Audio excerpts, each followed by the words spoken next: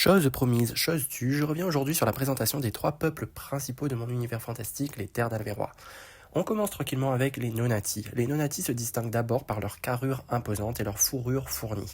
Leur crinière se développe tout autour de la tête, allant jusqu'au-dessus des épaules et recouvrant parfois la gorge et le visage. Ils ont des bras développés et des membres inférieurs légèrement raccourcis. Ce sont un peu les gros costauds de la bande. On continue ensuite avec les Tui, qui sont quant à eux bien plus petits.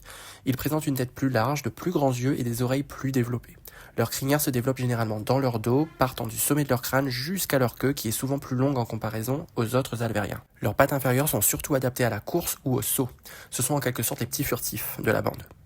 Et enfin, il y a les Ventous. Les Ventous se distinguent par leur taille imposante, accentuée par leur long cou et leurs bras allongés. Leur crinière se développe de la tête au bas du cou, un peu à la manière de celle d'un cheval. Malgré leur grande taille, ils sont de véritables modèles d'élégance et de grâce, point essentiel pour parfaire la pratique de la magie. De plus, les individus cornus Ventous détiennent le record des plus imposantes ramures parmi les Alvériens. Vous l'aurez compris, ce sont un peu les grands mystiques de la bande. Et bien évidemment, je présente ici les caractéristiques naturelles de ces créatures, mais à cela s'ajoutera les coiffures, la culture, le métissage, sans oublier la personnalité et le dévouement de chaque individu, qui auront tendance à altérer plus ou moins fortement les aspects que j'ai présentés ici. Mais tout ça fera l'objet d'une prochaine vidéo.